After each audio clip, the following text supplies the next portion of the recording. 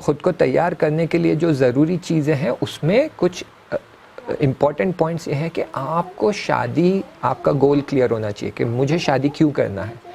بہت سارے لوگ اپنی زندگی میں شادی کے گول کو ڈیفائن نہیں کرتے. انہیں یہی پتہ نہیں ہوتا کہ انہیں شادی کیوں کرنی ہے. انہیں لگتا ہے کہ شادی کرنا ہے کیونکہ میری کچھ فزیکل نیڈز ہے اسے پوری کرنا ہے، بس اسی لیے مجھے شادی کرنا ہے. یا مجھے شادی کرنا ہے کیونکہ میں ایک غریب فیملی سے ہوں، میں امیر لڑکی سے شادی کروں گا، وہ دہیج لے کر آئے گی اور میرے گھر میں سارا پیسہ آ جائے گا. یا یہ کہ میں ایک غریب لڑکی ہوں، میں ایک امیر لڑکے سے شادی کرنا چاہتی ہوں تاکہ میں اس غریبی سے چھٹکارا پانا چاہتی ہوں. یا یہ کہ ہمارے گھر میں ایک ہی بیٹا ہے، اب گھر میں جو ہے ماں کام کر کے تھک گئی ہے، ہمیں گھر میں بہو لانے کی ضرورت ہے تاکہ گھر میں جو گھر کے کام کاج ہے وہ بیوی کرے گی، ساس بیٹھے گی آرام سے. خوب، یہ سارے جو گولز ہیں یہ بہت ہی پست گولز ہیں، بہت ہی چھوٹے گولز ہیں. یعنی اس طرح سے آپ سوچیں کہ آپ کو ایک بڑا سا جہاز دیا گیا ہے، آپ کو ایک ایئر کرافٹ دیا گیا ہے. اس ایئر کرافٹ کی کیپیسٹی یہ ہے کہ یہ آپ اس کی مدد سے چاند پر جا سکتے ہیں، ٹھیک ہے. لیکن آپ کہہ رہے ہیں کہ نہیں، میں اس کے ایئر کرافٹ سے بازو والی گلی میں جانا چاہتا ہوں. یعنی واقعاً آپ ضائع کر رہے ہیں، ویسٹ کر رہے ہیں اس کیپیسٹی کو.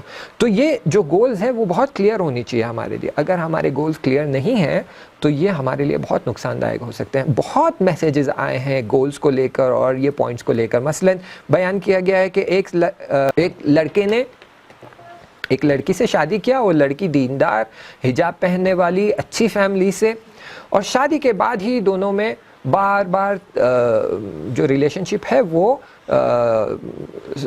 سٹرین فل ہو گیا ہے کہ دونوں میں لڑائی جھگڑے ہو رہے ہیں، بحث ہو رہی ہے، یہ ہو رہا ہے وہ.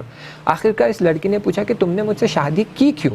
تو پھر یہ لڑکا بتاتا ہے کہ بھائی دیکھو مجھے کیسے رشتے آ رہے تھے، دیکھو میرے پاس اتنی خوبصورت لڑکی کا رشتہ آیا تھا، اس طرح کے لباس نامناسب لباس کے فوٹوز دکھا کے ایسے لباس پہننے والی لڑکی کے رشتے آ رہے تھے، فلان آ رہے تھے، لیکن میں نے ان سب کو ٹھکرا کر تم سے شادی کی.